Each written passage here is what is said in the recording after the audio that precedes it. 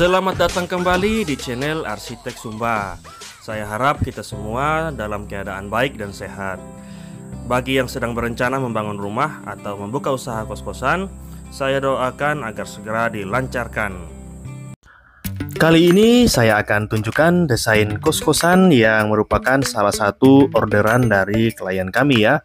Nah, ini adalah kos-kosan berbentuk letter U guys, pada lahan dengan ukuran 14 x 15 meter persegi. Untuk lantai satunya terdapat 7 buah kamar, ada ruang tamunya juga. Dan untuk setiap kamar dilengkapi dengan dapur, kamar mandi dalam, teras, dan ada area jemurannya guys. Sedangkan untuk lantai 2-nya terdapat 10 buah kamar nih.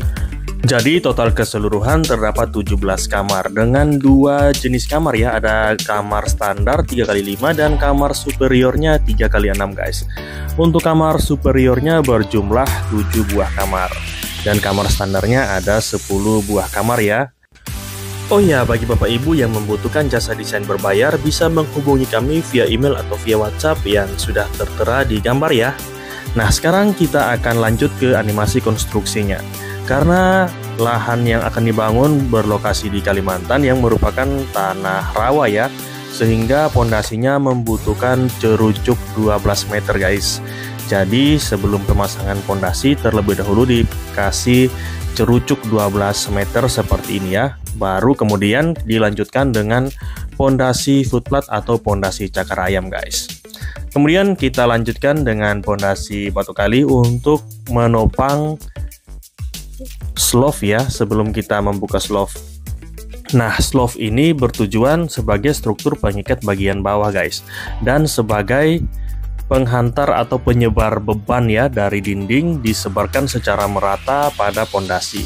Seperti itu guys. Kemudian kita lanjut pada pemasangan sirtu, pasir uruk, dan pembukaan rabat lantai. Nah, rabat ini kita kasih ketebalan 5-10 cm ya, tergantung kebutuhan. Kemudian kita lanjut dengan pemasangan bagian dinding. Nah, di sini kita menggunakan dinding batako ya. Bisa juga diganti dengan bata merah atau bata hebel, tergantung kebutuhan dan ketersediaan di lokasi. Kemudian untuk pemasangan kusennya seperti ini. Setiap pintu dan jendelanya itu pasti ada bukaan ventilasi untuk sirkulasi udaranya seperti ini ya, baik dari arah depan dan dari arah belakang. Hal ini bertujuan agar ruangan di setiap kamar itu tidak pengap ya, karena adanya pertukaran udara terus-menerus dan udara kotor tidak terjebak di dalam kamar. Karena kembali lagi, kos-kosan yang nyaman itu adalah kos-kosan yang sehat dari segi udara, tidak berbau, tidak pengap, dan ketersediaan cahaya matahari yang cukup. Kemudian kita lanjut untuk interiornya guys.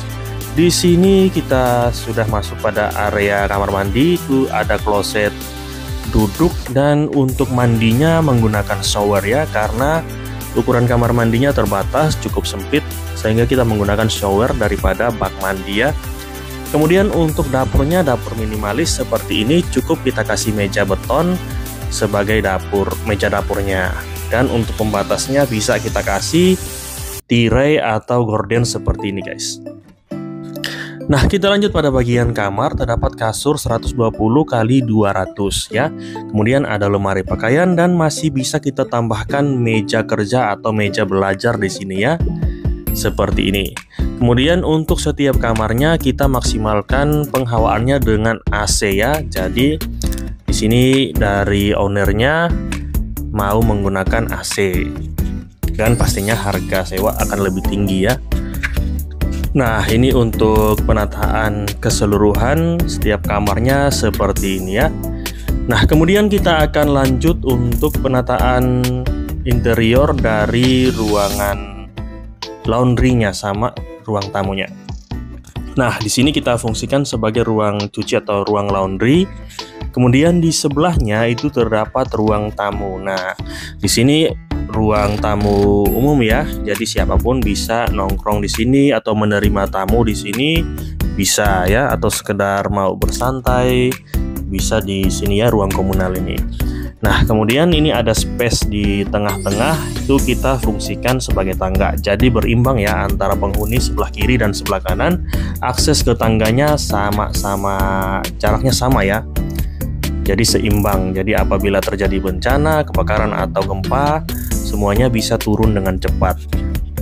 Kemudian kita lanjut dengan pemasangan balok lantai dan plat beton ya, atau dak lantai duanya seperti ini. Untuk dak lantai atau plat lantainya ini setebal 12 cm seperti ini ya. Nah, jadi di atas parkiran dari kos-kosan ini itu dimaksimalkan sebagai kamar. Jadi untuk parkirannya tidak perlu dikasih atap lagi karena di atasnya sudah ada kamar atau bangunan lagi, guys. Nah, seperti ini ya. Untuk lantai duanya berbentuk letter U full seperti ini. Sedangkan lantai satunya itu dipotong, dihilangkan kamarnya bagian bawah untuk difungsikan sebagai area parkir. Kemudian untuk lantai duanya di sini terdapat 10 unit kamar ya. Kemudian untuk area selasarnya itu kita buat dengan lebar 1,5 meter agar ruang geraknya itu lebih leluasa. Misalkan mau angkat-angkat barang ya ke lantai 2 itu enak, ruang geraknya luas. Dan untuk pembatas dari selasarnya itu kita menggunakan besi hollow ya untuk pembatasnya. Jadi akan terkesan minimalis dan tidak makan ruang ya. Kemudian untuk fasad bangunan nantinya kita akan padukan dengan keramik motif kayu untuk setiap kamarnya. Sekarang kita kembali ke lantai 2. Nah, di sini kita lanjut dengan pekerjaan ring bulbnya seperti ini. Nah, kira-kira bentuk atapnya akan seperti apa? Simak terus ya. Nah, di sini kita sudah akan lanjut pada penataan bagian interiornya.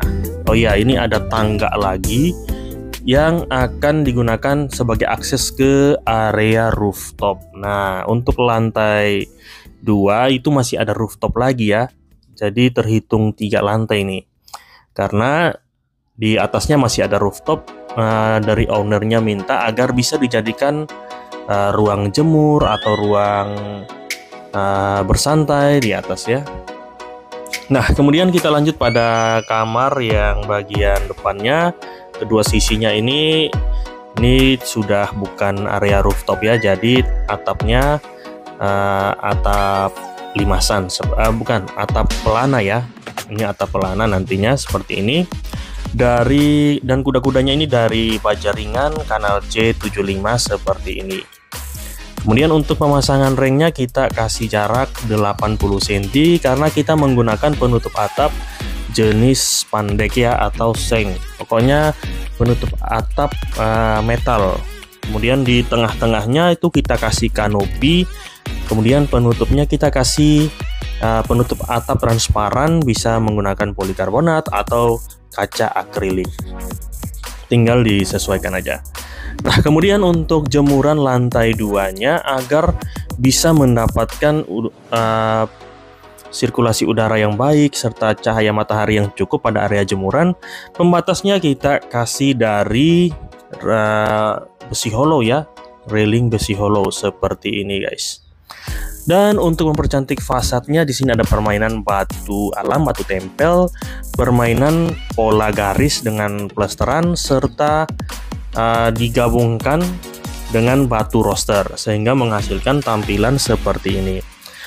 Dan untuk fasadnya seperti itu, dan gerbangnya itu kita buat lebar full seperti itu sehingga ruang gerak keluar masuk kendaraan itu leluasa ya.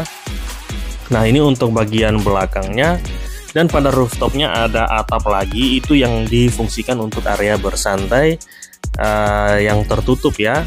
Jadi ada atapnya. Jadi kalau hujan, panas tetap bisa bersantai di area rooftop seperti ini. Nah, sekarang kita akan jalan-jalan di bagian dalamnya ya. Nah, seperti ini kita mulai dari depan, kita melewati gerbang. Nah, di sini kita bagi seperti ini ya, ada area untuk parkir motor di bagian sini. Kemudian di sebelah sana bisa tambahkan 1 unit mobil. Jadi karena parkirnya nggak terlalu luas, ini mungkin bisa menampung mobil 1 atau 2 unit saja. Sekarang kita coba lihat salah satu kamarnya. Nah, ini kita masuk dari pintu depan, langsung terlihat ada meja kerja atau meja belajar, lemari, sama ada kasur ya, kasur double bed yang ukuran 120 kali 200. Kemudian di sana ada kain gorden ya sebagai pembatas antara kamar dan dapur. Nah, dapurnya akan terlihat seperti ini. Nih ya, dapurnya cukup simple, elegan, ada mini kitchen set juga, dan ini bisa kita lengkapi dengan zinc cuci piring ya. Kemudian kita lanjut ke ruangan paling belakang, ini ruangan jemuran. Lantainya kita pakai paving agar bisa meresapkan air dari pakaian ya. Seperti kita tahu kalau jemuran pakaian basah kan airnya netes, jadi bisa diresapkan ke tanah. Nah, ini untuk kamar mandi atau toiletnya seperti ini ya, terdapat kloset duduk dan shower untuk mandi. Gimana guys? Apakah desain ini bermanfaat, menarik? Kalau iya, jangan lupa di subscribe dulu ya, agar tidak ketinggalan desain-desain menarik lainnya. Nah, ini view dari arah kos-kosan ke parkiran dan ke ruang tamunya. Nah, ruang tamunya seperti ini ya, cukup leluasa ya, cukup lega juga ya, ruang geraknya seperti ini guys. Nah, sekarang kita akan lihat bagian fasad dari bangunan seperti ini ya, ada kombinasi keramik dengan motif kayu, dan ini view ke lantai 2 seperti ini. Nah, terima kasih sudah menonton, sampai jumpa di video-video berikutnya.